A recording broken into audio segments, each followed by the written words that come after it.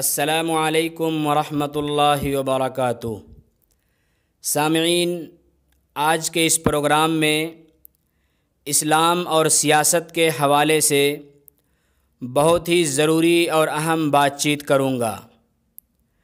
آپ سے گزارش ہے آپ اس ویڈیو کو مکمل سماعت فرمائیں اور مفید مشوروں سے بھی نوازیں۔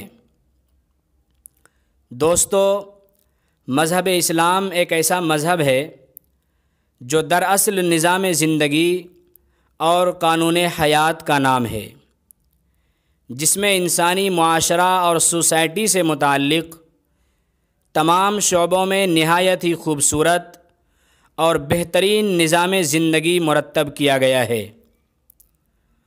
اور یہ دین اسلام اس دنیا میں تشریف لانے والے سب سے پہلے انسان اور سب سے پہلے نبی سے شروع ہو کر جناب رسول اللہ صلی اللہ علیہ وسلم پر مکمل ہو گیا، اور تمام انبیاء علیہم الصلاۃ والسلام نے اپنے اپنے دور میں حالات کے مطابق تمام انسانی شعبوں میں قائدانہ کردار ادا کیا۔ جناب رسول اللہ صلی اللہ علیہ وسلم نے جب تکمیل دین کا اعلان فرمایا تو انسانی زندگی کا کوئی ایسا شعبہ باقی نہیں رکھا جس میں خدائی قانون کے مطابق بندگان خدا کی مکمل رہبری اور رہنمائی موجود نہ ہو۔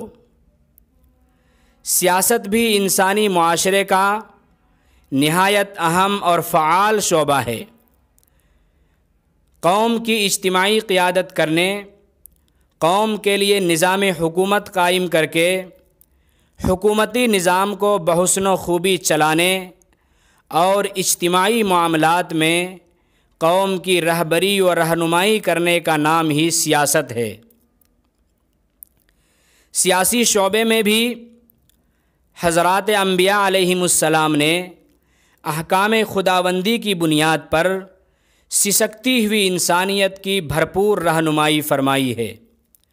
چنانچہ حضرت موسیٰ علیہ السلام نے اپنی قوم کو فرعون اور اس کے لشکروں کے مظالم سے چھٹکارا دلوا کر حکومت الہیہ کو قائم فرمایا، اور اپنی قوم کے لیے شاندار نظام حکومت قائم کر کے حکومتی نظام کو بحسن و خوبی انجام دیا۔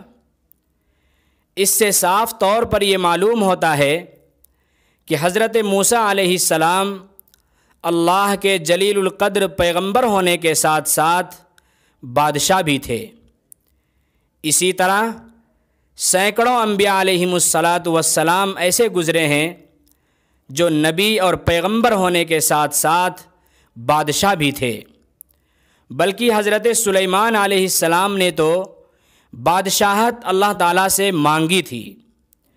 پھر اللہ تعالیٰ نے حضرت سلیمان علیہ السلام کو جو بادشاہت عطا کی تھی وہ صرف انسانوں پر منحصر نہ تھی، بلکہ جناتوں، چرندوں پرندوں اور ہواؤں پر بھی حکومت تھی۔ یہی وجہ ہے کہ رسول اللہ صلی اللہ علیہ وسلم نے سیاسی رہنمائی کو بھی حضرات انبیاء کرام کے فرائض منصبی میں سے شمار کیا ہے۔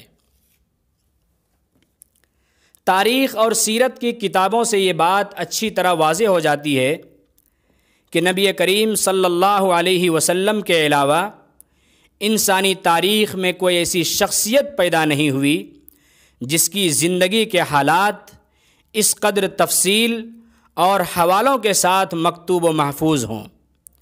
زندگی کے تمام شعبوں میں امت کے لیے جناب رسول اللہ صلی اللہ علیہ وسلم کی واضح ہدایات موجود ہیں۔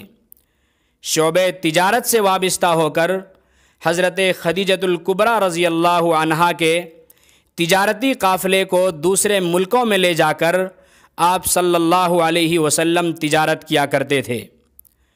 شعبہ دعوت و تبلیغ تو آپ صلی اللہ علیہ وسلم کا خاص شعبہ تھا، اسی لیے لوگوں کو خیر اور بھلائی کی دعوت دیا کرتے تھے اور برائی سے روکتے تھے۔ انصاف اور عدالت کے شعبے پر فائز ہو کر رسول اللہ صلی اللہ علیہ وسلم نے بے مثال عدل و انصاف کا سبق سکھلایا ہے۔ میدان جہاد میں آپ صلی اللہ علیہ وسلم ایسے فوجی کمانڈر بن کر ابھرے کہ تاریخ اس کی مثال پیش نہیں کر سکتی ہے۔ آپ ایک بہترین سیاسی لیڈر بھی تھے۔ مختلف قبائل کے وفود آپ صلی اللہ علیہ وسلم کی خدمت اقدس میں حاضر ہوتے تھے۔ آپ ان سے مذاکرات اور گفتگو بھی کیا کرتے تھے۔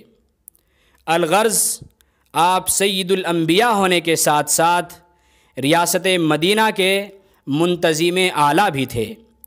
چنانچہ جب جناب رسول اللہ صلی اللہ علیہ وسلم مکۃ المکرمہ سے ہجرت کر کے مدینۃ المنورہ تشریف لائے تو آپ صلی اللہ علیہ وسلم نے صحابہ کرام کے معاشی مسائل کے حل کو اولیت کا درجہ دیا۔ آپ صلی اللہ علیہ وسلم نے تمام مہاجرین و انصار صحابہ کرام کو آپس میں بھائی بھائی قرار دیا اور ایک دوسرے کی مدد اور تعاون کی ترغیب دی، جس کے نتیجے میں صحابہ کرام رضی اللہ عنہم کی معیشت مضبوط اور پختہ ہو گئی۔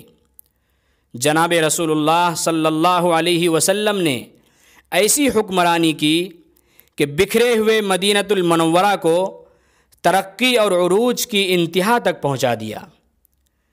ان تفصیلات سے یہ بات اچھی طرح واضح ہو گئی کہ انبیاء علیہم السلام دین اور سیاست کے حامل ہونے کے ساتھ ساتھ سیاسی امور میں خود بھی شریک ہوا کرتے ہیں۔ اسی لیے علماء کرام اور دین کا پختہ علم رکھنے والوں کے لیے صاف ستھری سیاست کر کے اس میں حصہ لینا اور قوم و ملت کی ترقی و بھلائی کی فکر کرنا جائز ہی نہیں بلکہ مطلوب و مقصود ہے۔ لیکن افسوس، موجودہ دور کی گندی، مکر و فریب اور جھوٹ و رشوت والی سیاست کو دیکھ کر یہ غلط فہمی بالکل عام ہو گئی ہے کہ الیکشن اور ووٹوں کی سیاست کا دین و مذہب سے کوئی تعلق اور واسطہ نہیں ہے۔ اللہ ہم سب کو صحیح سمجھ عطا فرمائے۔